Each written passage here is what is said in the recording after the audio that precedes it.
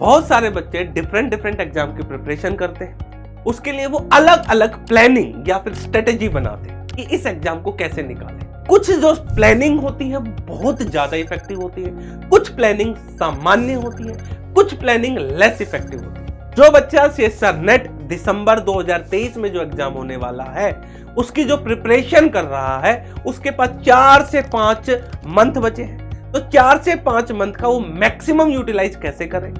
यानी कि उनके दिमाग में एक पर्सन खड़ा होता है कि 4 से 5 महीने के अंदर हम हमारी प्रिपरेशन कैसे करें या फिर हमारी प्रिपरेशन की प्लानिंग कैसे करें। इसी सवाल का जवाब हमारे पास है। उसके लिए हम एक परफेक्ट प्लानिंग आपके लिए बना के लाए हैं। तो वो प्लानिंग क्या है उसके बारे में आज हम जरा चर्चा कर लेते हैं। वो जो बच्चा सीएसआर नेट दिसंबर 2023 में एग्जाम देने वाला है, जिसके पास 4 से 5 महीने का समय है, उसके लिए ये प्लानिंग है। तो नंबर 1 आप क्या करें, आप सबसे पहले ये काउंट कर ले कि आपके पास कितने आवर्स हैं, ठीक है। नंबर 2 फिर आप क्या करें, फिर आप पिक कर ले कि आपके जो फेवरेट टॉपिक है, मान लो आपके पास 4 फेवरेट टॉपिक आपने पिक कर दिए कि ये मेरे फेवरेट है, इनको पढ़ने में मेरे को मजा आता है, ये मेरे को आते भी, क्योंकि जो आते हैं वही पढ़ने में मजा आता है। सिंपल सा रूल है। तो आपने पिक किया। अब आपको जो ये 4 से 5 टॉपिक जो आपने पिक किए हैं, जो आपके फेवरेट हैं, जिनको आपको पढ़ने में आनंद आता है, उनका आपको पूरा सिलेबस पढ़ के जाना है। जिसमें सीएसआर नेट ने जो आपको सिलेबस दे रखा है वो पूरा कंप्लीट करके जाना है 4 से 5 टॉपिक, ठीक है। अब 4 से 5 टॉपिक का आप सिलेबस कंप्लीट करके जाओगे। दूसरा बचे हुए जो टॉपिक है उनका क्या करें, उनको आप हल्का फुल्का पढ़ लो, लेकिन आपके 4 से 5 टॉपिक कंप्लीट होने चाहिए। यानी सीएसआर नेट का जो सिलेबस है उसका 50% सिलेबस आपका कंप्लीट होना चाहिए, जिसमें आपकी कमांड यानी क्वेश्चन आए तो मैं कर दूंगा, इस प्रकार की कमांड होनी चाहिए। तो आप जब आपने जो टोटल आवर्स काउंट किए हैं उनको इस प्रकार से मैनेज करें कि आपके 4 से 5 टॉपिक कंप्लीट हो जाए और बाकी भी आप पढ़ के जाएं, ताकि जो आसान क्वेश्चन आए तो वो आपसे हो पाए अदर टॉपिक से, क्योंकि जो आपने तैयार करे हैं वहां से तो आप कर जाएंगे। तो ये नंबर 2 पॉइंट था। अब चलते हैं अगले पड़ाव की तरफ, यानी नंबर 3 पॉइंट की तरफ। आपको क्या करना है, आपको करना है पीवाईक्यूज और क्वेश्चन प्रैक्टिस। अब मान लो 4 टॉपिक आपके बेहतरीन तैयार है, आपने बहुत जबरदस्त तैयारी करी। अब आपको उन 4 से 5 टॉपिक पे पीवाईक्यूज लगाने। पीवाईक्यूज लगाने से आपको आइडिया हुआ कि इस टॉपिक से ऐसे ऐसे क्वेश्चन पूछ रहा है, इस कॉन्सेप्ट से क्वेश्चन पूछ रहा है। तो आपको कॉन्सेप्ट पता चल गए, आपको एरिया पता चल गया कि पर्टिकुलर यूनिट में किस एरिया से क्वेश्चन पूछ रहा है। अब उस एरिया पर आप और ज्यादा क्वेश्चन प्रैक्टिस करो।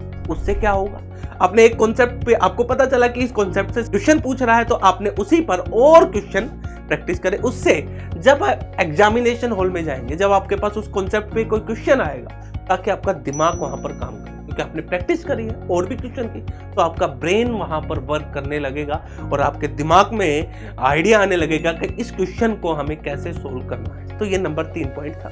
अब अगले पड़ाव की तरफ चलते हैं, वो है नंबर 4 पॉइंट। इसमें क्या करना है, इसमें आपको मॉक टेस्ट देना है। मॉक टेस्ट मैं कहता हूं रामबाण है, ठीक है। मॉक टेस्ट एक ऐसी चीज है जो आपको बूस्टअप करती है और आपके एग्जामिनेशन को क्लियर करने में ये मान के चलो कि ये किसका संजीवनी का काम करता है। तो जो बच्चा मॉक टेस्ट देता है वो सही ट्रैक पर है।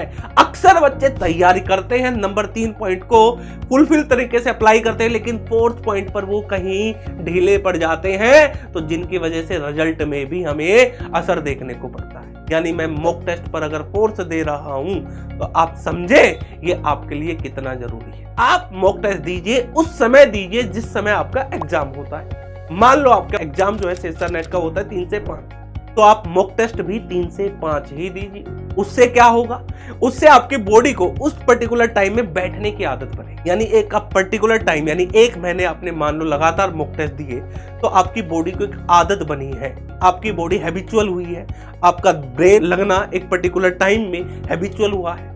तो आप जब एग्जामिनेशन हॉल में होंगे तो आपके गलती करने के चांसेस कम होंगे, क्योंकि वहां पर आपका कॉन्फिडेंस लेवल ठीक रहेगा। क्यों रहेगा, क्योंकि आप जो बच्चे अक्सर डिप्रेस हो जाते हैं ना, वो उसमें कमी देखने को मिलती है हमें। जब हम लास्ट 1 महीने से मॉक टेस्ट दे रहे हैं और उसी टाइम पे दे रहे हैं, तो हमें लगता है कि रोज ये काम करता आया हूं, ये आज भी कर लूंगा, वही तो काम है, पेपर तो लिखना है 3 घंटे बैठ के, और करना क्या।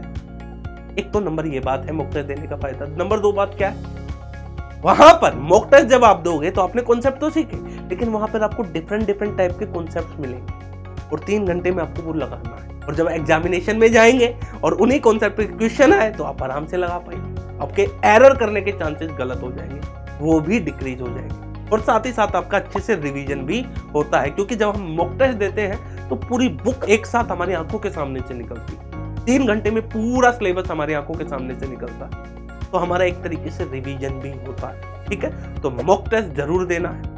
ठीक है, तो ये हम आपके लिए एक स्ट्रेटेजी लेके आए थे ताकि आप अपने 4 से 5 महीने के अंदर सर नेट दिसंबर 2023 में जो पेपर होने वाला है उसको आप क्रैक कर सके। ठीक है, तो आज के लिए मेरे प्यारे बच्चों इतना ही। Thank you.